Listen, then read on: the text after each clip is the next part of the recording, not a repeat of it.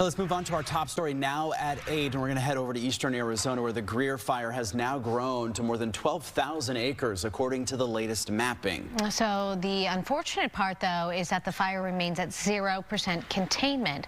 More than 400 firefighters on those front lines. Fire broke out Tuesday morning in Apache County. Communities of Greer, South Fork, nearby areas are under evacuation orders. Crews have been dealing with extremely windy and dry conditions as they work in that rough terrain.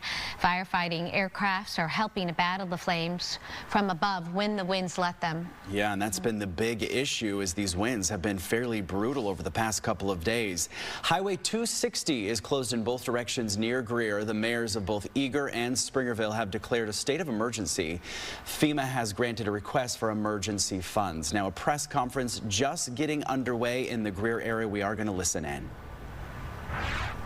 East northeast, it keeps hooking around on that side, so they're going to get in there and try and get some dozer line established to protect the community of Eager. They did some firing operations around Mexican Hay Lake overnight, and again did a really solid job overnight. So we're really trying to be proactive and take advantage of the weather that we have today, because coming in tomorrow we have a fire weather watch forecast for the area, which ultimately could turn into another red flag warning. So what that means is increased winds, very low humidity levels, which could cause extreme fire behavior across the fire. So on top of putting in containment lines and their firing operations and their dozer lines, they'll be working to improve and hold the lines today to ensure that they're stable for the wind event tomorrow. And I know that we're seeing kind of that heavier smoke and not as high of winds right now. It's a little calmer. Can you explain to people what that means when they're maybe waking up this morning in the area, seeing that smoke and seeing it kind of settle in? So overnight, when those humidity levels increase, it really adds a lot of moisture to the atmosphere. So that really helps moderate the fire behavior. But as temperatures warm up throughout the day and those humidity levels decrease, that's when we're going to start to see those smoke columns again and fire activity really start to kick up. But overnight is when they really make that progress because of that weather overnight and that moderated fire behavior. And apologies if you already mentioned this, but will there be an ability to attack from the air today? What are the different aspects of firefight that are going to be able to be performed today? No, good question. And again, we're going to take advantage of our weather today. We have a lot of aircraft at our disposal. If necessary, we can launch our large air tankers today. We'll be working water scoopers. And of course, we have about 7 helicopters assigned to the incident, all of which will be working today as well. So again, taking advantage of the weather while we can in advance of that incoming critical fire weather tomorrow. Can we talk? Can we talk a little bit about containment? Where are we right now, and what is the strength of the containment lines this morning? So again, 0% containment, and like I've been saying over the last couple of days, because of the challenges on this fire, it's going to take some time to put containment on the map. Our resources are working 24/7, literally. We have day shift, night shift operations, but the wind, the topography, the drought-stricken fuel has really been a challenge on this firefight. So we're asking the residents to please be patient. Our resources are working as hard as they can. We have 500 personnel assigned to this fire, but we have to ensure that that line holds in the upcoming wind, and that it really is, there's no heat lingering along the fire's edge. And I do know last night we talked a little bit about the wildfire burn scar. Can you reiterate to people the fact that regrowth really played a factor in that, right? Absolutely. If we have a burn scar and there's a fire nearby, it burns into that area. Typically it slows down or it'll burn itself out. But because it's been about 10, 12 years now, there's a lot of regrowth in the form of grass in that area. So the fire really just burned through the burn scar. There's a lot of dead and down components as well, which is contributing to the fire activity. A lot of snags that the personnel are having to work around. That's a huge safety issue. So there's still a lot of activity in that burn scar area as well. And I know you mentioned more than 500 personnel. I mean, what's morale right now as we're getting into another full day of work? Oh, morale's been great. The resources are here because most of them are from this community. Most of them are from Arizona. So they're doing and they're giving back. And this is what they like to do. It's their job and they love to do it. The days are long. I'm not going to lie. 16 hours on the fire line, you know, but this is their job. This is what they love to do. Yes, they are away from their families, but they are here to help the communities nearby. And top of mind, of course, evacuations and people preparing to potentially needing to evacuate today and into the weekend.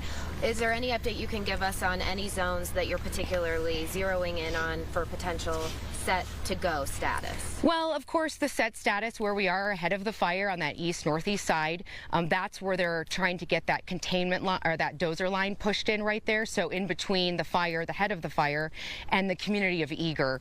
But as of now, the go and set statuses that were initiated early on remain in place. And what can you attribute that to? I mean, that has to say something about the actions of our firefighters out there working on the ground. Absolutely, and the weather that we've had over the last couple of days. Again, the weather's really been a contributing factor in all of this fire behavior and fire activity. One of the challenges, though, for today is the possible more spot fires coming off the fire. I'm not saying there's going to be no wind. Of course, this is a naturally windy area, the Round Valley community. So there is going to be more wind. It's just not going to be as heavy as we saw over the last couple of days. But there's still challenges that lay ahead for the resources. Spot fires up to 3/4 of a mile. We had some slop over on the east side, but they did pick that up. They got that contained. But, you know, we still have challenges against us here. And like I said, it's going to take some time to put containment on the map. And we're just asking for everybody's patience. We understand what it's like to be displaced from your homes, but our resources are working 24/7 to get you back into your homes safely. We continue to hear that this is one of the, harshest seasons for this right now that so many people have seen in decades, really. I mean, it is dry. There's fuel at the ready. What challenges has that brought for your teams so far? Well, I mean, we really didn't see a lot of precipitation across the state in the winter. Our snowpack levels are low, not a lot of rain across parts of the area, so we have severe and extreme drought in parts of Arizona, which is really contributing to our fire activity. If you haven't noticed, we've had fires all along the eastern side of Arizona, from Cochise County with the Stronghold fire. We had the Bryce fire in Graham County, and now we're here. So really, our activity has been focused along the east side of Arizona, but we are expected this year to see statewide activity because of the dry conditions, because of the warmer than normal temperatures we've experienced over the last couple of months. Is there any other warnings you want to get out to the people? Any other messages that you think are critical for? Just a reminder, it is the weekend. If Valley residents are traveling up to the high country, State Route 260 is closed up by Greer. We are in stage 2 fire restrictions across the White Mountains. So for state, federal, and tribal lands, Apache and Navajo counties, that means no campfires, no target shooting, and no fireworks. Thank you so much. Thank you. You're welcome. Rock and roll. All clear.